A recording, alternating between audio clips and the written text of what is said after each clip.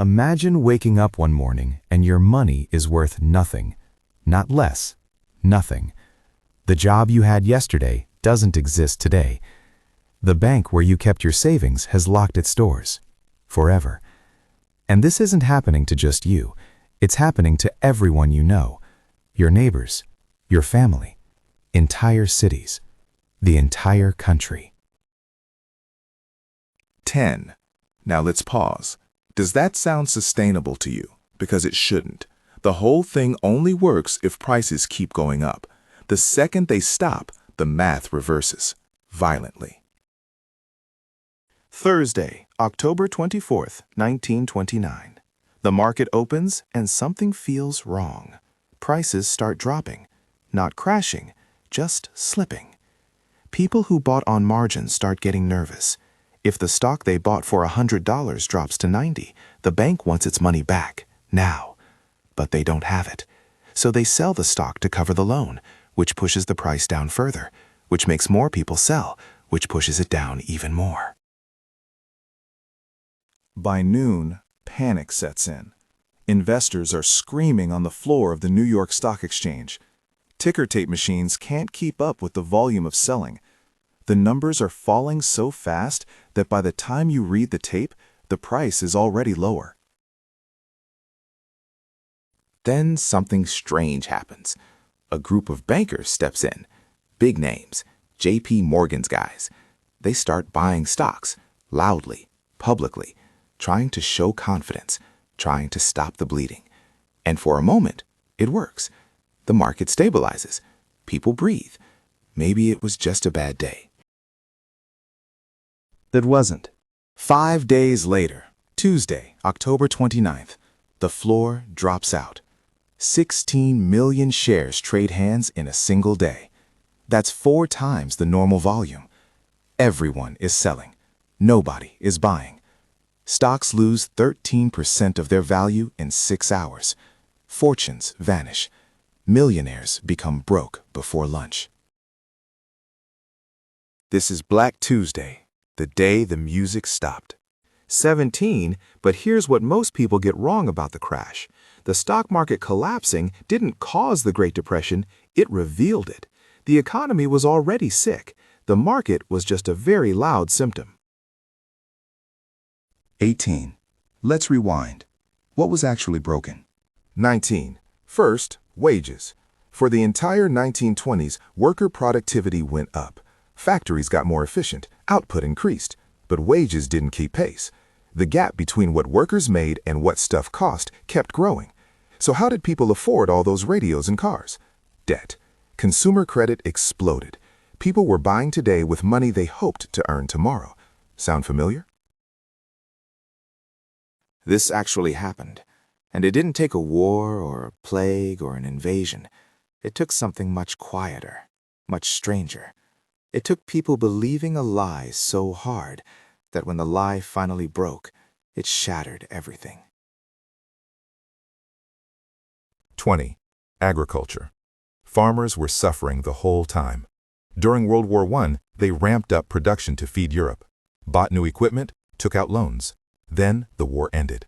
Europe started growing its own food again. Demand collapsed. Prices fell. But farmers still had debt. Banks started foreclosing. Rural America was in a depression years before Wall Street noticed. Third, banks. There were tens of thousands of small banks across America. No regulation, no insurance, no oversight.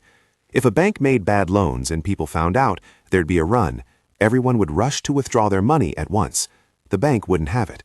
Remember, banks don't keep your money in a vault. They lend it out. That's how they make money. So when everyone wants their cash back simultaneously, the bank fails. And in the 1920s, hundreds of them did, quietly, in small towns nobody cared about. 22.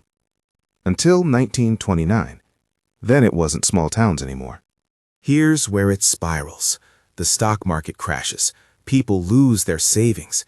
They panic and rush to banks to pull out what's left. Banks don't have the cash. Banks fail. More people lose their savings. Businesses can't get loans. Businesses close. Workers get laid off. Laid off workers can't buy things. Stores close. More workers get laid off. round and round and down and down. 24. By 1933, 1 in 4 Americans is unemployed. Not underemployed, unemployed. No job at all. 9,000 banks have failed. 13 million people are out of work. Industrial production has been cut in half. Half. In 4 years. 25. And the government's response? Make it worse. 26. President Hoover believes the economy will fix itself. He thinks government intervention will only delay the natural recovery, so he does almost nothing. He tells people to have confidence, to wait it out. Meanwhile, people are starving. 27. Then he raises taxes in the middle of a depression to balance the budget, because that's what responsible governments do, right?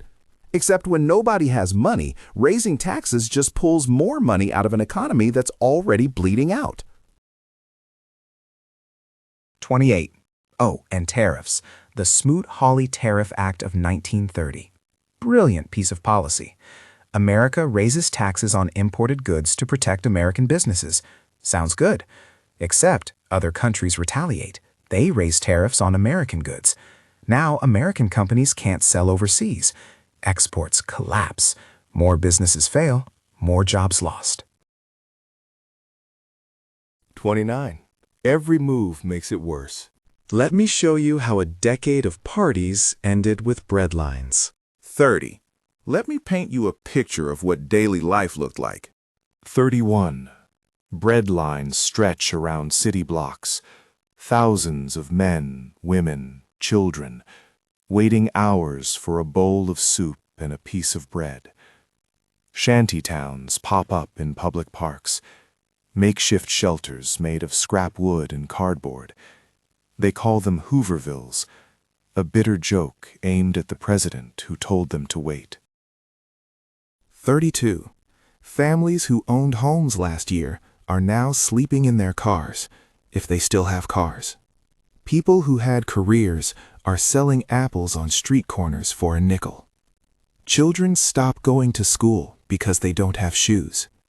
Marriage rates drop, birth rates drop. Suicide rates climb. And this isn't just America. The depression goes global. Germany's economy collapses. Hyperinflation from the previous decade already destroyed savings once. Now unemployment hits 30%. Desperate people start listening to desperate solutions. A guy named Adolf Hitler starts sounding appealing. We know how that ends. Britain, France, Canada, Australia, the whole industrialized world is caught in the same trap. Turns out, when economies are connected, they fall together too. So what actually ended it? The popular story is Franklin Roosevelt and the New Deal. He gets elected in 1932, promising a new approach, and he delivers. Sort of. 36. The New Deal throws everything at the wall. Banking reforms, deposit insurance so people trust banks again, jobs programs, the government hires millions to build roads, bridges, dams, parks, Social Security, unemployment insurance, labor protections, minimum wage. It's a blitz of intervention. Does it work? Depends who you ask. Unemployment drops from 25% to 14% by 1937. That's progress.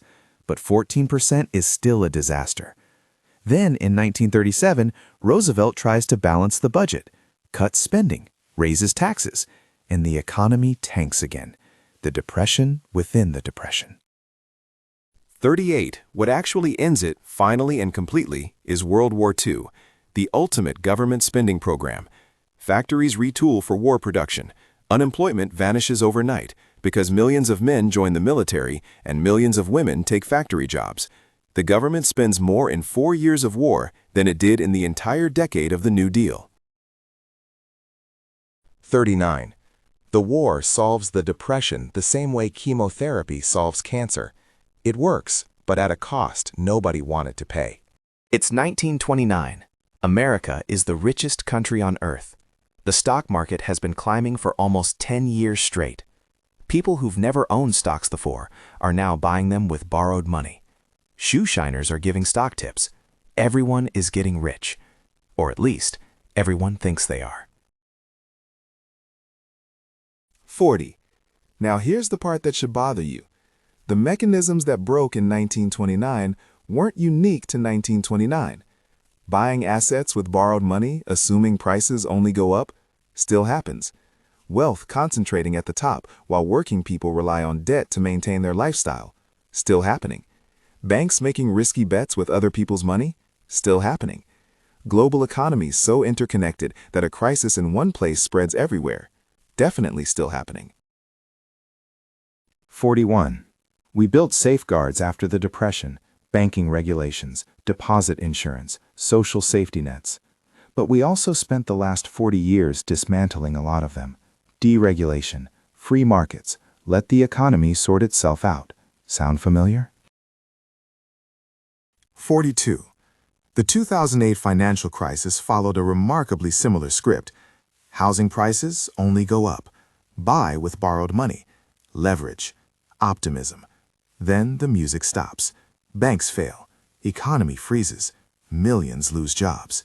The government steps in with massive intervention and prevents a full collapse. Barely. But here's what's different now.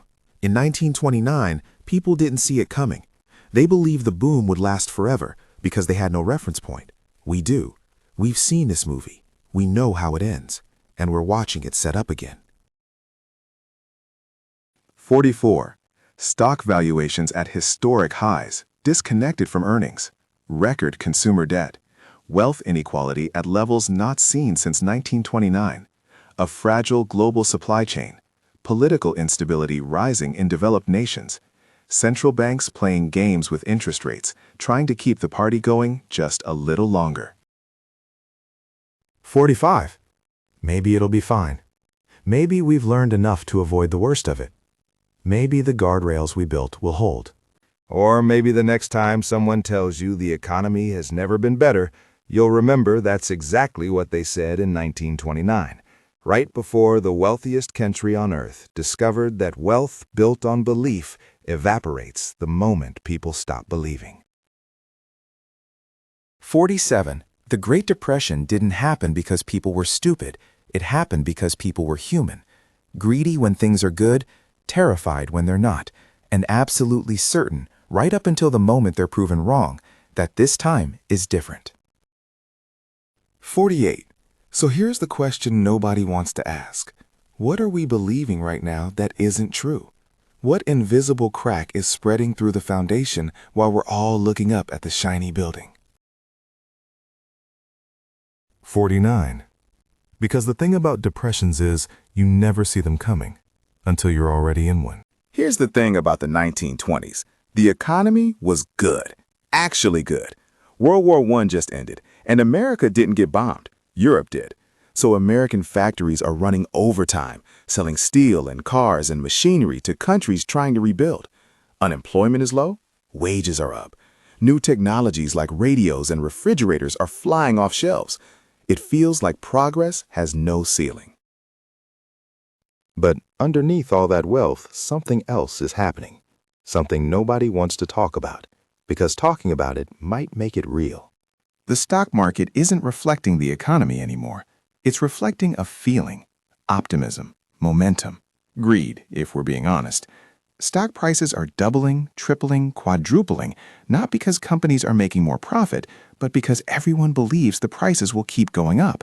And when everyone believes that, they do, for a while.